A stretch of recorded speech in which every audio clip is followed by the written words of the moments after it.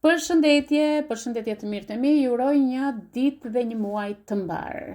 Uroj që çdo dëshirë që ti ke, luan të plotësohet dhe të sjellë harmoni dhe çfarë je ti duke ndëruar këtë muaj. Të përqafon në tarua luan dhe ty virgjëresh gjithashtu. Vazhdojmë me luanin. 9 kupat, letër shumë pozitive. Shikoj që je duke vrapuar drejt ëndrave të tua. Luan, një dëshirë po të plotësohet. Kjo dëshirë ka qenë shumë kohë në mendjen tënde, është një lajm që do të jap arritje, fitim, por dhe një dëshirë që do bëhet realitet dhe do po të plotësohet kjo dëshirë. Ose ke marrë një lajm, ose do marrësh një lajm. Dhe është një lajm që do të jap shumë fuqi dhe energji. 9 kupat më tregon që tani je në një moment përfundimi, një cikël duke u përfunduar dhe je duke u varur nga disa qëllime që ti ke vënë përpara jetës tënde. Me 9 kupat shikoj që ti këtë moment po të plotësohen dëshirat. Ky muaj është një muaj i realizimit, është një muaj i madh për ty. Më tregon që je në një prag realizimi dhe është një situatë në jetën tënde që ka arritur kulmin, sepse deri dje ke shpresuar, tani ka ardhur për të përfunduar. Dhe ky muaj po të thot, besoj intuitës tënde dhe udhëto drejt rrugës dhe përmbushjes së asaj që ti kërkon. Fjala kyçe për ty ose këshilla ime për ty është: çfarë dëshiroje? Si është kjo energji që ti kërkon në jetën tënde? Dhe je akoma në rrugën dhe në objektivat e tua? Përgjigjen e ke brenda teje. Okej? Sepse kjo letër shpesh më shfaq që ti ndihesh e shqetësuar ndonjëherë dhe frikrat, pasiguritë e tua më tregojnë që deri diku ke qenë pak e bllokuar. Okej? Ke qenë pak e bllokuar. Dhe ja ku është letra që të tregon që je pak e bllokuar, është e vërtet, dikush të ka futur pak atë frikën, mendimet e gabuara. Dhe kjo pasiguri që ke para një kohe të gjatë më tregon që unë si nënë e taro kam një mesazh pozitiv për ty. Duhet të largosh ankthin, duhet të largosh depresionin, mendimet që merrin në atë dytë, në atë tretë persona, dhe është një mesazh shumë pozitiv për ty. E para, hiq frikën, shqetësimet që nuk të japin më drejtim. Dhe që të ndihesh e trequr nga mendimet apo nga shqetësimet, mua këtu më tregon që ti ndihesh e bllokuar për momentin në mendimet e tua. Kjo duhet ikë, frika. Është një frikë e panjohur që ti e ndjen këtë moment dhe më tregon që ndihesh e pasigurt dhe për të ardhmen tënde. Gabohesh, sepse 9 kupat na tregoj diçka tjetër. Shikoj që ke tension emocional. Kjo letër më tregon që ke shumë tension emocionale dhe ndihesh pak e ngarkuar brenda vetes tënde. Është ankthi që të thash pak më lart, por dhe shpesh këto kërkojnë mënyra për të çliruar tensionet që mund të kesh. Ke nevojë për ndihmë, ke nevojë për qetësi. Unë mund të të jap një ndihmë të vogël për të kaluar ti këto mendime negative dhe mbështetu tek gjërat që të japin të ardhme. Është një periudhë ankthi, është një periudhë për ty që ti je duke menaxhuar disa gjëra, por gjëja më e mirë dhe më e fortë për ty është të menaxhosh frikrat e tua dhe shqetësimet që ke. Duhet të qetësosh veten tënde në mënyrën e meditimit dhe në mënyrën e bisedave të hapura me persona që mund të ndihmojnë për këtë gjë. Mund të jetë një psikolog, mund të jetë një person që ditë të jap këshilla të mbara, ose në të fundit fare dëgjoj dhe instiktet, sepse ti nuk i dëgjon instiktet fare. Gjithsesi, instiktet me këtë letër më tregojnë që gjithashtu është koha për të dëgjuar më shumë instiktin e brendshëm, intuitën tënde dhe të kuptosh nga vijnë këto shqetësime që ti je duke kaluar këtë moment.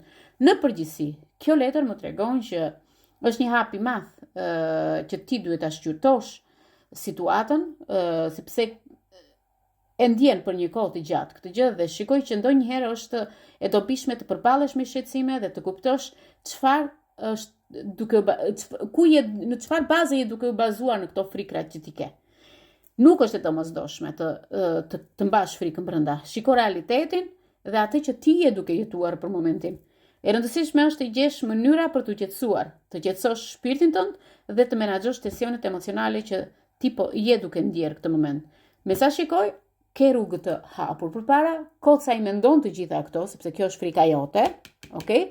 por 9 kupat më tregoi diçka shumë pozitive që ti këtë moment me 9 kupat duhet të meditosh sepse situata ti ke në dorë.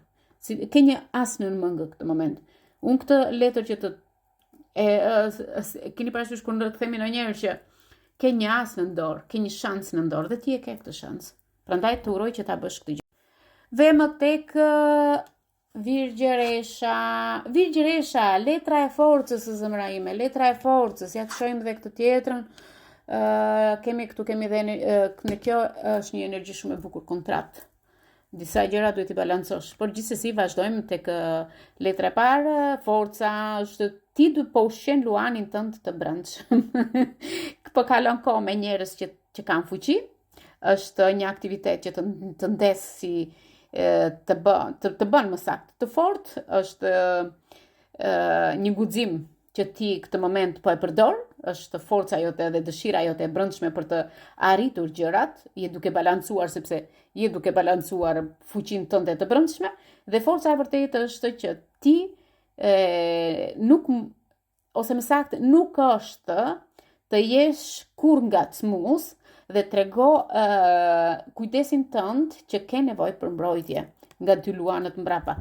Do të jesh një frymëzim për disa persona, dhe me sa shikoj është zjarr, sepse luanët luajnë rolin e zjarrit, dhe luanët të tregojnë që po të mbështesin këtë moment dhe po të mbajnë në krahët, dhe në duart e tua është një qëngjë. Ai është shumë i fortë dhe është i kujdesshëm dhe i gatshëm, duke ka përzyer çdo lloj sfide. Zemra ime, shpirti jot është i ëngjëll. Shpirti jot është si ajo qëngjë vogël që e mban një person në krah dhe e mbron. Ti je mbrojtur nga dy luanët dhe këshilla ime është si mund të ushqesh luanin tënd të brendshëm dhe të forcosh vendosmërinë tënde. Por nga ana tjetër na erdhi dhe letra e kontratës. Shikoj që kjo letër më tregon shumë gjëra pozitive. Është një letër që na tregon marrëdhëniet, angazhimet, personalitetet, na tregon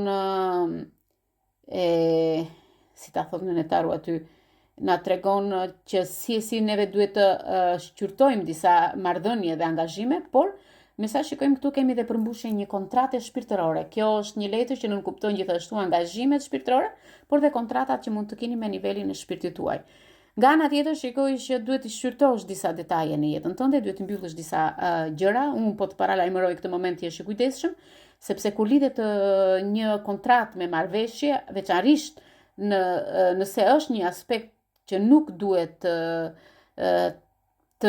si ta thot në një aty, ose më saktë po ta them ndryshe. Kjo letër më tregon të jesh i gatshëm, i kujdesshëm se po të paralajmëroj për një kontratë nëse ti je duke hedhur një firmë apo diçka të tillë.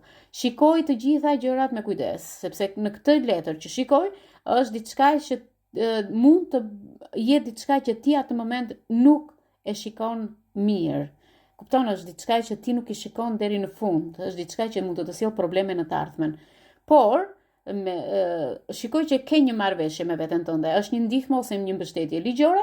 Në këtë rast, nëse kush ka dokumenta, kontrata për shtëpi apo me bankën, me sa shikoj ka diçka pozitive, sepse ke nevojë për mbështetje ligjore dhe për të përmbushur kontratat që ti kërkon. Është një çështje ligjore për disa persona dhe ju do ju duhet të kërkoni ndihmën e një person që është ekspert i kësaj fushë. Pavarësisht se ty të shqetëson kjo gjë, është një marrëveshje ligjore që të doli ty në këtë lexim. Me sa shikoj ti duhet marrësh disa angazhime në lidhje me këtë situatë që duhet ta shqyrtosh me kujdes marrëdhënien që mund të kesh. Këshilla ime është për ty që në lidhje me kontrata duhet mendosh me kujdes, sepse mund të vijë diçka e vogël që të sjellë shqetësime të mëdha nesër pas nesër, por duhet të angazhohesh këtë muaj për të mos humbur kohë, sepse shumë vite ke humbur kohë pa marrë atë që ti meriton. Mund të thosha shumë gjëra me këtë letër, por kaq është minutazhi. Të uroj një muaj të mbar dhe mbarësi, një përqafim planetar kudo që t'jesh.